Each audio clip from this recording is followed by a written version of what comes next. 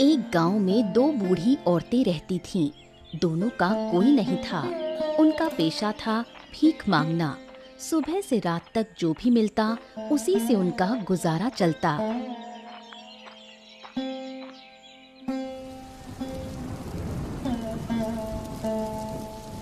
ऐसे तूफान बारिश में तो ढंग से भीख भी नहीं मांग पा रहे। पता नहीं आगे कैसे दिन कटेंगे। बिल्कुल सही कह रही है तू। जब सब कुछ ठीक रहता है तब भी तो ज्यादा भीख नहीं मिलती। नहीं नहीं, ऐसे बैठे रहने से कुछ नहीं होगा। चाहे बारिश हो या तूफान, हमें तो भीख मांगते रहना पड़ेगा। लेकिन ऐसे मौसम में कौन बाहर निकलता है? गांव के लोग तो अपने घरों में ही रहते हैं। अगर ये सोचकर बैठी रही तो फिर हमारा गुजारा कैसे होगा? जो 2-4 पैसे मिल जाएं, वही बहुत है। घर में बैठे बैठे कुछ नहीं होगा। तो तू कह रही है कि हम कल से बारिश में भी भीख मांगने जाएं? बिल्कुल, और क्या उपाय है हमारे पास? ठीक है, तू जो कहेगी वही होगा। घर की हालत भी तो अच्छी नहीं है। अगर भीख नहीं मांगी तो घर मरम्मत भी नहीं करा पाएंगे। इस बरसात में सब कुछ बह जाएगा। हाँ, तू सही कह रही है। ठीक है, हम कल से फिर भीख मांगना शुरू करेंगे। ठीक है, चल अब चले अंदर।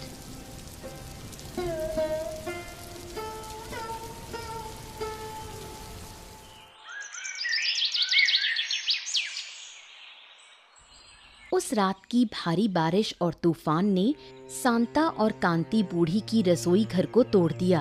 दोनों के पास अब सिवाय रोने के कोई चारा नहीं बचा। हाय हाय, ये क्या अनर्थ हो गया। इस मरने वाली बारिश ने मेरी रसोई ही तोड़ दी। सिर्फ तेरी ही नहीं, मेरी भी हालत बहुत खराब है। अब हम क्या करेंगे? भगवान ने सारे दुख हमारी किस्मत में लिख दिए हैं। इस हालत में तो अब खाना भी नहीं बना सकते। क्या अब भूखे रहना पड़ेगा? कुछ समझ नहीं आ रहा। जेब में एक पैसा भी नहीं है। खाना मुश्किल से नसीब होता है। रसोई कैसे ठीक करवाएंगे? भगवान ने हमारी इतनी बुरी किस्मत क्यों लिखी? अब रोने से क्या होगा? रोने से रसोई वापस नहीं आएगी। तो अब क्या करें? क्या करेंगे?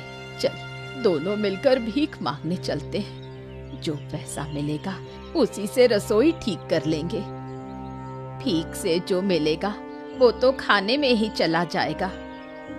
अगर ऐसे ही हार मान गए तो कुछ नहीं होगा। कोशिश तो करनी ही पड़ेगी। ठीक है, चल। उधर चंद्रकांत बाबू शहर से काम के लिए गांव आए थे। बारिश और तूफान के कारण वो फंस गए। उनके पास वापस शहर जाने के लिए भी पैसे नहीं थे। आइए बाबू, आप नए लगते हैं इस गांव में। क्या आप शहर से आए हैं? बाबू, जरा इधर आइए। 2 दिन से भूखे हैं। इस तूफान में रसोई भी टूट गई। थोड़ी मदद कीजिए। ओहो, देखिए आप लोग गलत समझ रही हैं। मैं मदद करने नहीं, मदद मांगने आया हूँ। मदद मांगने? किस चीज की मदद? असल में मैं शहर से काम के लिए आया था, पर अब वापस जाने के लिए पैसे नहीं हैं। क्या आप थोड़ी मदद कर सकती हैं? हे भगवान, और कोई नहीं मिला मदद मांगने के लिए? भिखारियों के पास ही आए। बारिश के कारण कोई बाहर दिख नहीं रहा, इसीलिए किसी के घर भी नहीं जा सकता। बाबू, क्या आप बहुत परेशानी में हैं? हाँ माँ, बहुत परेशानी में हूँ। नहीं तो आपसे मदद नहीं मांगता। हम ज्यादा पैसा नहीं पाते, लेकिन देखिए जो थोड़ा है, क्या उससे आपका काम चल सकता है? तू पागल हो गई है क्या? हमारी खुद की रसोई टूट गई है, उसे ठीक करना जरूरी है। रसोई बाद में ठीक हो जाएगी, लेकिन बाबू को अभी मदद की जरूरत है। आप चिंता मत कीजिए, जब मैं अगली बार गांव आऊंगा आपका पैसा लौटा दूंगा। आजकल कौन पैसे लौटाने आता है? बाबू, आप लीजिए, जो मेरे पास है वही दे देती हूँ।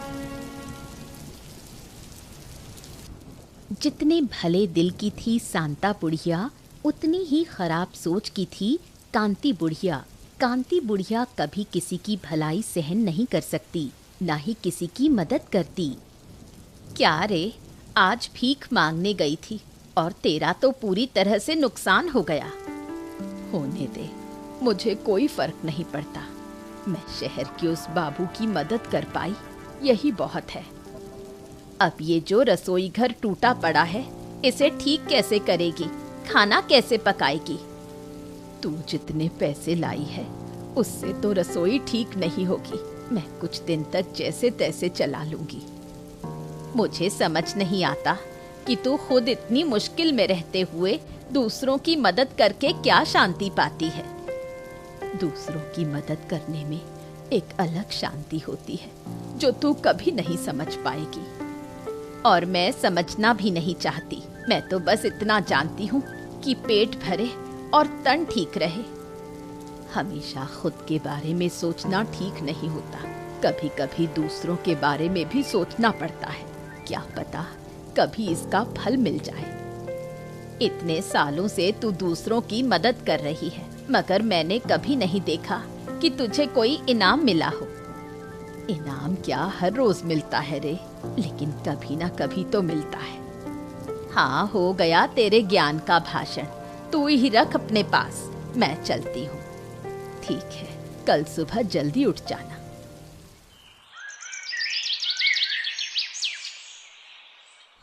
अरे बाबू, आप आइए आइए, कोई मदद चाहिए? नहीं बुढ़िया, नहीं नहीं, कोई मदद नहीं चाहिए। क्या हर दिन मैं तुमसे मदद ही लूंगा क्या? नहीं नहीं, ऐसा मत कहिए। मैंने सोचा आज भी आप किसी मुसीबत में हैं। अरे नहीं रे, आज मैं तुम्हें इनाम देने आया हूँ। इनाम? किस बात का? तूने जो कल मेरी मदद की थी, उसी का बदला देने आया हूँ। आप पागल हो गए हैं क्या बाबू? मैंने किसी इनाम के लिए आपकी मदद नहीं की थी। मुझे पता है, मगर मैं खुशी से दे रहा हूँ। ना बाबू, मैं इनाम नहीं ले सकती। अब पर तुझे उधार के पैसे तो लेने ही होंगे। ठीक है, अगर देना ही है तो उधार के पैसे दे दीजिए, इनाम नहीं। तेरी एक भी बात नहीं सुनूंगा, इनाम तुझे लेना ही होगा। ठीक है बाबू, जैसा आप ठीक समझे। ये लो, ये 2 सोने की चूड़ियां हैं, इन्हें बेचकर अपने काम में ले लेना, ठीक है? सोने की चूड़ियां? मैं इनका क्या करूंगी? ये अब मेरे किसी काम की नहीं है। मैं अकेला आदमी हूँ, इन्हें रख के क्या करूंगा?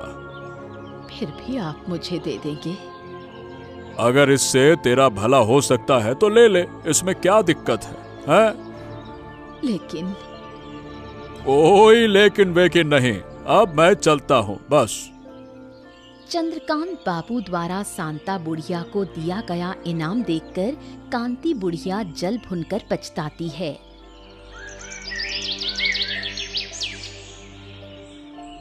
अरे बूढ़ी माँ, तुम हमारे घर पर?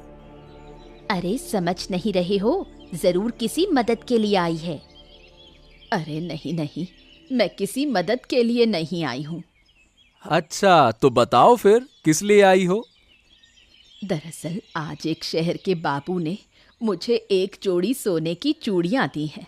मेरा तो कोई है नहीं, क्या तुम ये चूड़ियां बेच सकते हो? सोने की चूड़ियां कहाँ से मिली तुम्हें? कहीं झूठ तो नहीं बोल रही? चोरी वोरी तो नहीं की? अरे नहीं नहीं, मैं भला चोरी क्यों करूंगी? भगवान कसम, मैं सच कह रही हूँ। तो फिर दिखाओ वो चूड़ियां कहाँ हैं? हे माँ, ये तो सच में सोने की चूड़ियां हैं। ठीक है बूढ़ी माँ, तुम चिंता मत करो, मैं तुम्हारी चूड़ियां बेच दूंगा। तो कब बेचोगे? अब इस तूफान और बारिश में ग्राहक नहीं मिलेगा, जैसे ही मौसम ठीक होगा मैं बेच दूंगा। ठीक है, मैं चलती हूँ। सुनो बूढ़ी माँ, तुम ये चूड़ियां मुझे ही बेच दो ना। ये तुम क्या कह रही हो? हमारे पास अभी इतना पैसा नहीं है। बूढ़ी माँ, तुम जाओ। शांता बूढ़ी के पड़ोसी हैं जगदीश और आरती। जगदीश अच्छा इंसान है, लेकिन आरती लालच और ईर्ष्या से भरी हुई है।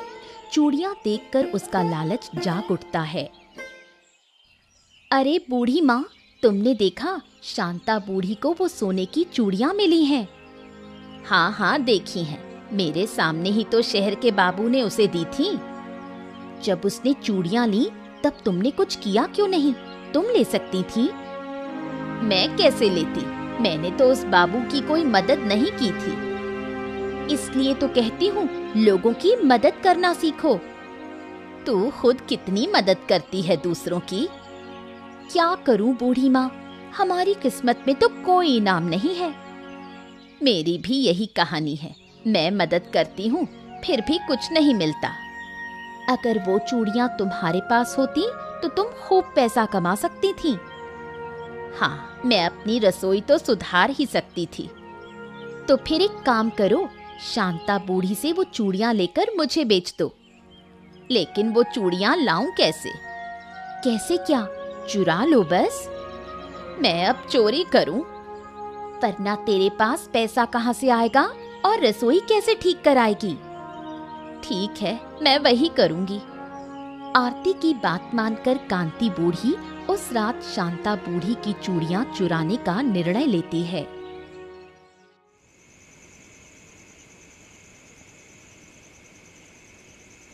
जैसा सोचा वैसा किया। कांति बूढ़ी रात को चुपचाप शांता बूढ़ी के घर में घुसकर चूड़ियां चुरा लेती है। शांता को कुछ पता ही नहीं चलता। हाय, मेरे सुख को किसकी नजर लग गई? किसने मेरी बर्बादी कर दी? अब क्या होगा? क्या हुआ? ऐसे क्यों रो रही हो? क्या बताऊं, मेरी सोने की चूड़ियां चोरी हो गई, कहीं नहीं मिल रही। क्या कह रही हो? कौन चुरा सकता है? पूरे घर में ढूंढ लिया, कहीं नहीं। मेरे सुख पर किसी की नजर लग गई। रो मत, शायद किस्मत में नहीं था। लेकिन चुराया किसने? मैंने तो किसी का कोई नुकसान नहीं किया। शायद किसी चोर की नजर पड़ गई थी। लेकिन मेरी चूड़ियों की बात तुम्हें, जगदीश और आरती को ही पता थी। तो क्या कहना चाहती हो? मैंने चुरा ली? अरे नहीं नहीं, मैंने ऐसा कुछ नहीं कहा। हो सकता है कोई बाहर से चोर आया हो। शायद मेरी किस्मत ही फूटी थी। चलो, पहले जैसे दिन काटे थे वैसे ही काट लेंगे। कुछ दिन यूं ही बीत जाते हैं। फिर एक दिन चंद्रकांत बाबू फिर से गांव आते हैं और शांता बूढ़ी से मिलते हैं। वो उन्हें सारी बात बताती है। बाबू, आप आ गए? हाँ, गांव में काम था, सोचा तुमसे मिल लूं। अच्छा हुआ आप आ गए। मेरा समय बहुत खराब चल रहा है। क्यों, क्या हुआ? जो सोने की चूड़ियां आपने दी थी वो चोरी हो गई। क्या चोरी? किसने चुराया? पता नहीं, लेकिन वो मेरे बहुत काम आती। ये क्या बात हुई? इतनी कीमती चीज? माफ कीजिए बाबू, मैं आपका दिया इनाम संभाल नहीं सकी। कोई बात नहीं, मैं तुम्हारी रसोई बनवा दूंगा।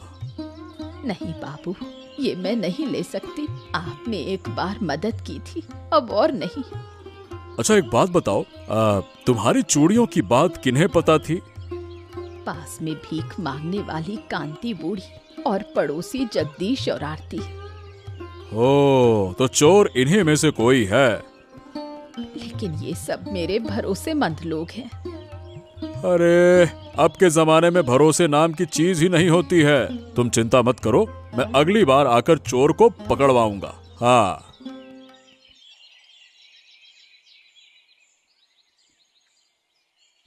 अरे ये बाबू फिर यहाँ क्यों आया है? तू चुप रह, शायद किसी जरूरी काम से आया हो। बाबू, आप आज फिर क्यों आए हैं? मैं एक खबर देने आया हूँ। क्यों बाबू, क्या खबर है? सोचा तुम्हें बताना जरूरी है। वो जो चूड़ी का जोड़ा मैंने तुम्हें दिया था ना, वो असली नहीं बल्कि नकली था। नकली मतलब वो सोने की चूड़ियां असली सोने की नहीं थी? नहीं, असली वाली तो मैंने घर पर ही छोड़ दी थी, गलती से नकली वाली ले आया था। अरे बाप रे, अब क्या होगा? अरे तो तू परेशान क्यों हो रही है? मैंने चूड़ियां तुझे थोड़ी ना दी थी, शांता बुढ़िया को दी थी। अरे नहीं नहीं, मैं तो शांता बुढ़िया के लिए ही परेशान हो रही थी। रहने दो बाबू, जब नकली है तो अब चिंता करने का क्या फायदा? नकली तो नकली ही है, अब मुझे असली की भी जरूरत नहीं है। अरे नहीं नहीं नहीं नहीं, ऐसा कैसे? मैं अगली बार असली चूड़ियां लेकर आऊंगा। हाँ बाबू, ये ठीक रहेगा। आप अगली बार असली चूड़ियाँ लेकर आइए। हाँ, नकली से शांता बुढ़िया का भला क्या काम, सही बात है। लेकिन शांता बुढ़िया की चूड़ियाँ तो चोरी हो गई, फिर आप उसे असली वाली कैसे देंगे? हाँ, ये भी सही बात है। जिसने चोरी की उसका तो बड़ा नुकसान हो गया। कोई बात नहीं, फिर भी मैं चूड़ियां ले आऊंगा। चंद्रकांत बाबू के मुंह से नकली चूड़ियों की बात सुनकर कांति बुढ़िया घबरा गई। वो मन ही मन सोचने लगी कि नकली चूड़ियां देकर असली चूड़ियां किसी तरह चंद्रकांत बाबू से हथिया लेगी।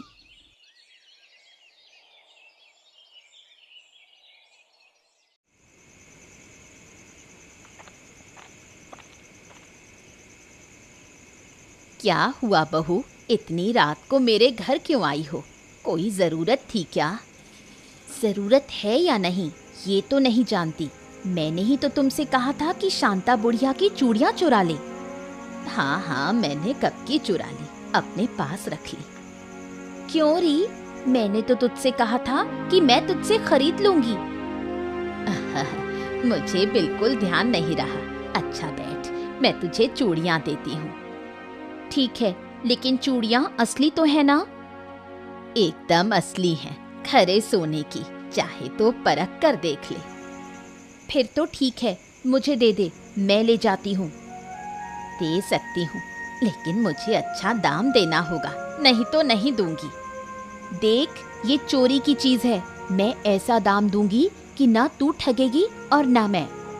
नहीं नहीं, तू मुझे ठग ही लेगी, मैं जानती हूँ। तूने जो चूड़ियां चुराई हैं वो शांता बुढ़िया, उसके बारे में शांता बुढ़िया को नहीं पता, लेकिन मुझे पता है।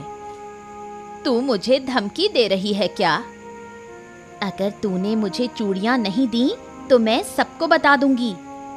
अरे नहीं नहीं, जो दाम तुझे सही लगे दे देना, ये चूड़ियां मेरे किस काम की? ठीक है, दे दो, ज्यादा बातें मत करो, बहुत रात हो गई है।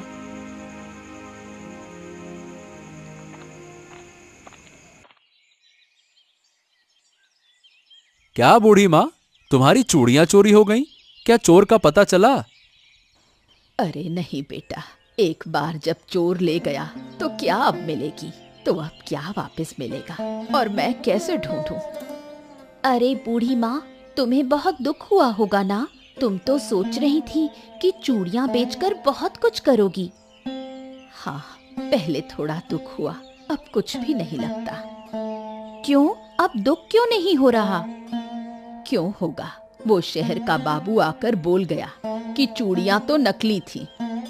नकली? मतलब वो असली सोने की नहीं थी? नहीं रे, असली कैसे होंगी? बाबू ने साफ कहा कि सब नकली थी, उनका कोई काम नहीं। तो अब क्या होगा? अब क्या होगा, जिसने चुराई उसका ही नुकसान।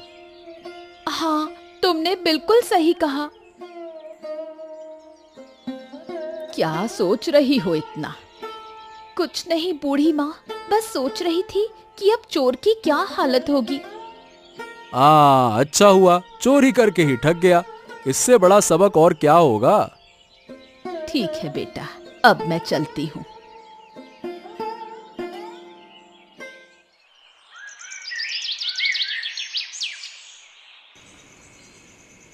अरे बहू, फिर से मेरे घर क्यों आई हो?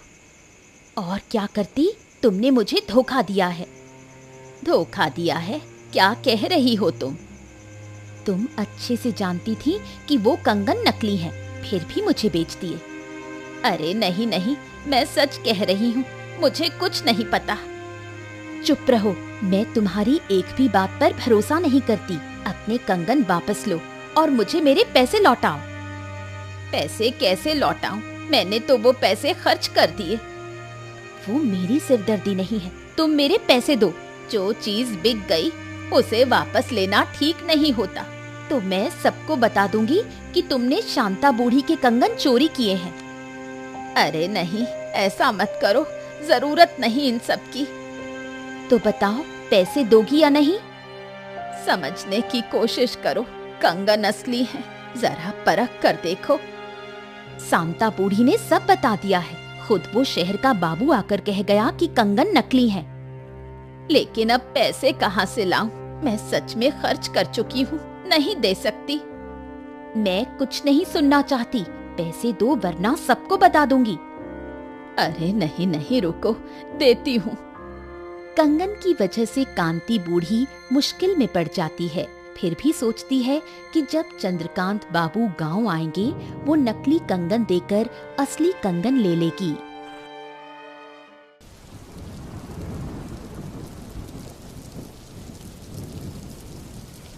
अरे शहर वाले बाबू, मैं तो आपका ही इंतजार कर रही थी। आइए आइए। आज शांता बूढ़ी नहीं आई, तुम अकेली हो? नहीं, वो आज नहीं आई। आपको क्या चाहिए बाबू, बताइए, मैं मदद कर सकती हूँ। अगर मदद कर सकती हो तो मुझे थोड़े पैसे दे दो, मुझे शहर लौटना है। ठीक है, जितने पैसे चाहिए ले लीजिए, बदले में मुझे कुछ तो देंगे ना? बदले में? किस चीज का? अरे वही तो, मैं आपकी मदद कर रही हूँ, बदले में कुछ तो दीजिए। ओह, मैं तो असली कंगन लाया था शांता बूढ़ी के लिए। वो तो आई नहीं और नकली कंगन मेरे पास है। आप बदले में असली दे दीजिए। लेकिन तुम्हारे पास कंगन आए कैसे? शांता बूढ़ी के कंगन तो चोरी हो गए थे ना। अब जब सबको पता चल गया है कि कंगन नकली है तो चोर ने आकर मुझे दे दिए। ओह, तो फिर चोर का नाम बताओ, उसे सजा मिलनी चाहिए। अरे बाबू, नाम नहीं बता सकती, आपको कंगन तो मिल गए ना, बस यही काफी है। ठीक है, लेकिन असली कंगन मैं अभी नहीं दूंगा, शांता बूढ़ी के सामने ही दूंगा। लेकिन क्यों बाबू? ओहो, मैंने बस समझो तय कर लिया है, बस अब तुम मुझे नकली कंगन दे दो, लाओ। चंद्रकांत बाबू अब अच्छे से समझ जाते हैं कि कांति बूढ़ी ने लालच में आकर चोरी की थी। वो उसे सजा देने का निर्णय लेते हैं।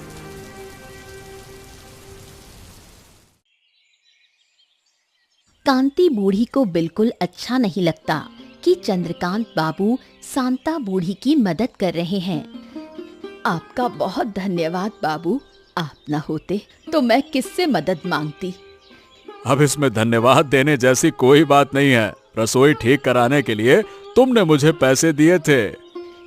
लेकिन आपने वो पैसे भी मुझे लौटा दिए और फिर रसोई ठीक कर दी। मैंने कितनों से मदद मांगी, किसी ने मदद नहीं की। सभी एक जैसे नहीं होते। मैंने भी बहुत लोगों से मदद मांगी थी, लेकिन सिर्फ तुमने की। चलिए, आखिरकार रसोई ठीक हो गई। अब बारिश में कोई परेशानी नहीं होगी। हाँ, मैं बीच बीच में गांव आता रहूंगा। अगर जरूरत हो तो जरूर बताना, ठीक है? ठीक है बाबू, बताऊंगी। लेकिन कांति बूढ़ी की रसोई तो अभी भी टूटी हुई है। कभी कभी दूसरों की चिंता बंद कर दो। जो लोग पीठ पीछे तुम्हारा बुरा करते हैं, उनके बारे में सोचने की जरूरत नहीं है। क्या कह रहे हैं बाबू? कांति बूढ़ी मुझे नुकसान क्यों पहुंचाएगी? यही तो अब जानना बाकी है। थोड़ी देर में खुद ही समझ में आ जाएगा। कुछ समझ नहीं आ रहा। कोई बात नहीं, बस देखते रहो।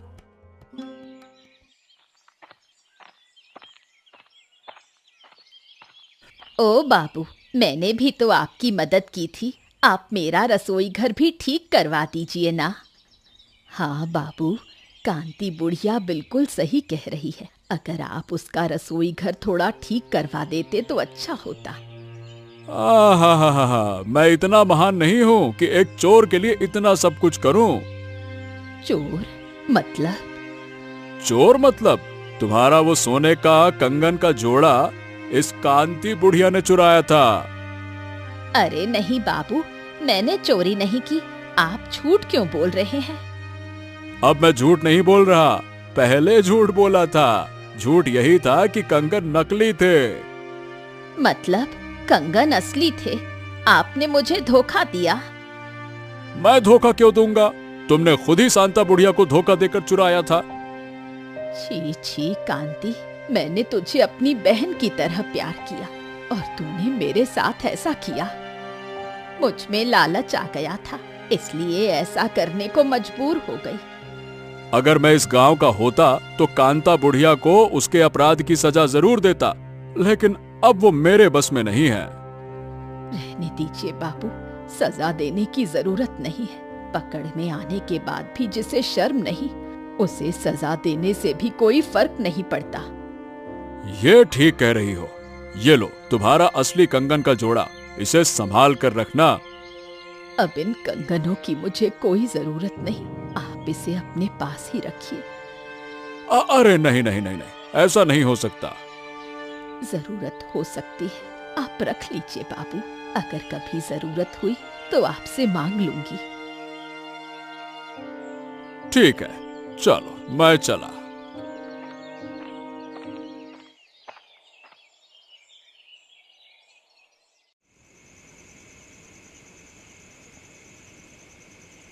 शांता, मुझे माफ कर दे। मैंने तेरे साथ बहुत गलत किया, तुझे धोखा दिया। तुझे अलग से माफ करने की जरूरत नहीं है। तूने मेरे साथ ऐसा किया, यही सोचकर बुरा लग रहा है। मुझे जलन हो रही थी, उस सोने के कंगनों को देखकर लालच आ गया था। तू ऐसा क्यों कर बैठी? मैं तो वो कंगन बेचकर तेरे रसोई घर की मरम्मत करवा देती।